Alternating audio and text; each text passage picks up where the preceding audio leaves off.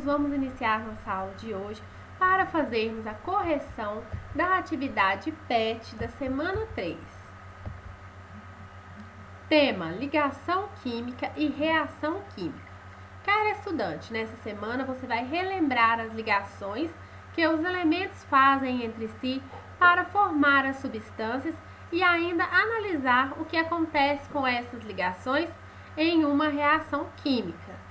Fique atento ao resumo abaixo e busque outras fontes de consulta quando necessário. Recapitulando, o objetivo dessa semana é levá-lo a analisar as reações químicas considerando as ligações entre os átomos que constituem as substâncias envolvidas. Assim, o mapa mental abaixo recapitula o tema: ligações químicas. Ligação metálica, atração eletrostática entre o núcleo e os elétrons da camada de valência. Mar de elétrons, ligas metálicas, metal mais metal. O cátion fixo vai estar com seu núcleo fixo e os elétrons não pertencem a um núcleo específico, eles se movimentam livremente, são os elétrons livres, o mar de elétrons. Ligações covalentes, par de elétrons sendo compartilhado, interações entre as moléculas, dipolo instantâneo, dipolo-dipolo e ligação de hidrogênio, que são as forças intermoleculares. Ametal mais ametal, os dois precisam receber elétrons, ou ametal com hidrogênio, que também irá receber um elétron. Aqui nós vamos ver que vai ter um compartilhamento, uma formação de um par eletrônico em uma nuvem de compartilhamento. Como exemplo, os átomos de flúor, que compartilham uma vez e cada um vai utilizar o elétron ao mesmo tempo, conseguindo se estabilizar com 8 elétrons na última camada. Ligação iônica, perda e ganho de elétrons, atração eletrostática entre os cátion positivo e ânions negativo. É formado de um metal que forma cátion, tende a perder seus elétrons, e um não metal que forma ânion, porque tende a receber os elétrons. Para obter a estabilidade, regra do octeto. Alguns elementos, ao alcançar a estabilidade, ficam com 8 elétrons na camada de valência e se assemelham aos gases nobres. A vida, como conhecemos, só é possível graças às reações químicas dentro e fora de nosso organismo. A energia que usamos está relacionada com as reações entre as substâncias. De um modo geral, existem condições ideais para que elas ocorram. O conhecimento sobre as reações nos permite manipular de forma a favorecê-las ou inibi-las. Veja a reação de combustão do etanol. Então, nós vamos ter os reagentes, que são os que reagem formando as substâncias produtos. A setinha de reação mostra que ocorreu a reação. E os números que nós temos na frente de cada substância são os coeficientes estequiométricos, que é a quantidade em número de mols de cada uma das substâncias envolvidas no processo de reação química. O etanol, C2H6O, reage com 3 mols de oxigênio, O2, formando 2 mols do gás carbônico, CO2, e 1 mol de água, H2O. A equação química é a representação simbólica do real. Nela estão descritas as composições das substâncias envolvidas na reação, de forma empírica, sabendo que as reações seguem as leis de Lavoisier e Proust, conservação de massa e proporção constante. Por isso, usamos o balanceamento como uma ferramenta para acertar os coeficientes estequiométricos, para garantir que o número de átomos seja igual nos dois lados da equação. Considerando as ligações, observe que foram quebradas no reagente e novas ligações foram estabelecidas no produto. Como já vimos nesse PET, cada substância tem propriedade específica. Logo, se analisarmos essas propriedades antes da reação e após a reação, vamos confirmar a ocorrência de reação. Agora vamos para as nossas atividades. A número 1, explique as interações intermoleculares e faça uma representação nos quadros do mecanismo de cada uma das interações. Como exemplos: A. Dipolo instantâneo. As forças de polo induzido ou dispersão de London. As forças de polo induzido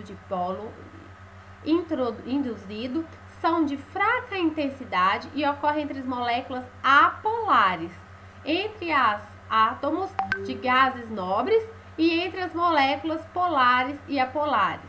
Essa força ocorre por uma deformação momentânea na nuvem eletrônica da molécula. Entre as forças intermoleculares, as forças de polo induzido são as únicas que não foram estudadas pelo físico holandês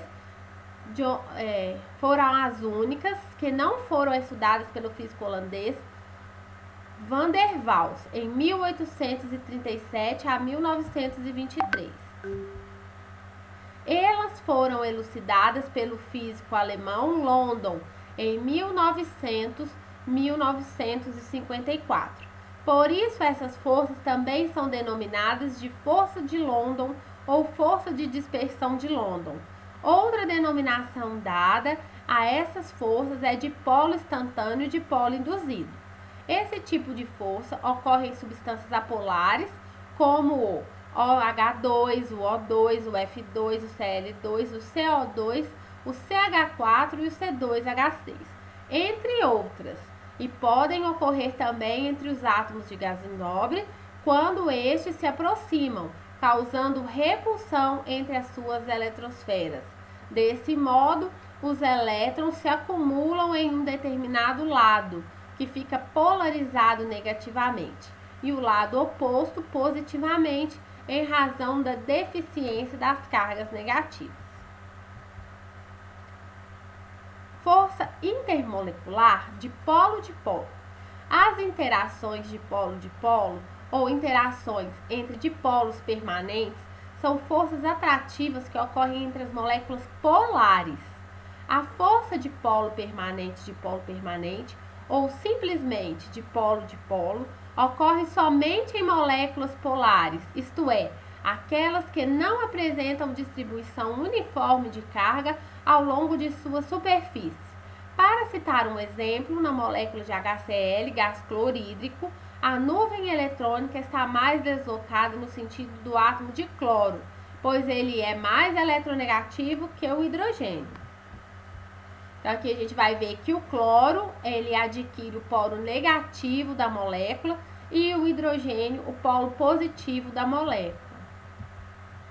Ao redor do átomo de cloro, há um acúmulo de elétrons, o que acarreta na formação de um polo negativo, o que simboliza pela letra grega delta, com um sinal de negativo.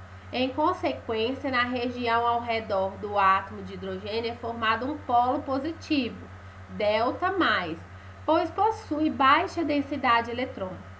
A molécula de HCl constitui, então, um dipolo elétrico e, com isso, ao entrar em contato com outras moléculas de HCl vizinhas, ocorre uma força de atração entre os polos contrários das moléculas. O polo positivo é atraído pelo polo negativo da outra molécula e assim por diante, formando aí várias moléculas unidas pela força de atração de polo-dipolo. C. Ligação de hidrogênio. As ligações de hidrogênio são os tipos de força intermolecular mais intensos, o que ocorre entre dipolos permanentes das moléculas em que o polo positivo é sempre o hidrogênio e o polo negativo pode ser o flúor, o oxigênio ou o nitrogênio, pois esses elementos são bastante eletronegativos, ou seja, atraem fortemente os elétrons da ligação dupla e ficam com a carga parcial negativa. Consideramos as moléculas do fluoreto de hidrogênio HF, uma molécula polar. No sentido sólido, as moléculas atraem-se de modo que o polo positivo hidrogênio de uma molécula atrai o polo negativo flúor de outra. Então, a gente vai ver aqui que eles se unem, né? O hidrogênio atrai o flúor atrai o hidrogênio e o flúor atrai o hidrogênio de outra molécula, se unindo aí várias moléculas, formando aí uma ponte. 2. Os metais possuem características específicas devido à ligação que se estabelece entre os átomos ligados.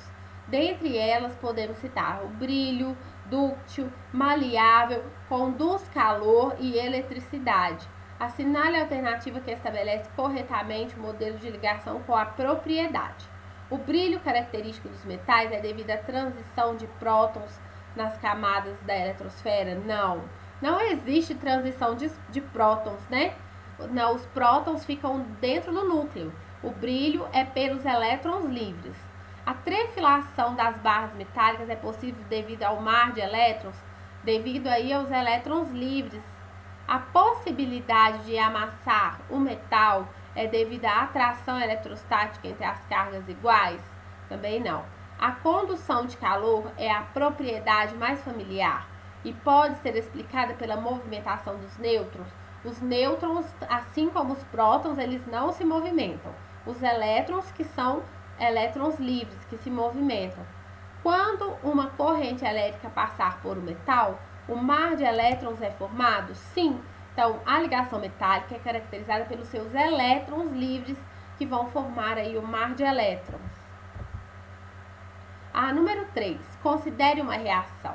São formados 1 mol de FeO3 e 3 mol de NaCl. Assinale a alternativa incorreta. A massa referente de 1 mol de hidróxido de ferro é 107. Correta. A massa referente ao produto formado, cloreto de sódio, é de 58,5 gramas. Aqui né? A massa do 1 mol do cloreto é 58,5 gramas. Aí a letra C repetiu, né? A massa referente de 1 mol é 58,5 gramas? Sim. A massa total do produto para 4 mols formado é de 282,5? Porque a gente vai multiplicar 3 vezes 58,5 mais, né, o valor do FeOH3, que é 107, que vai dar o valor de 282,5.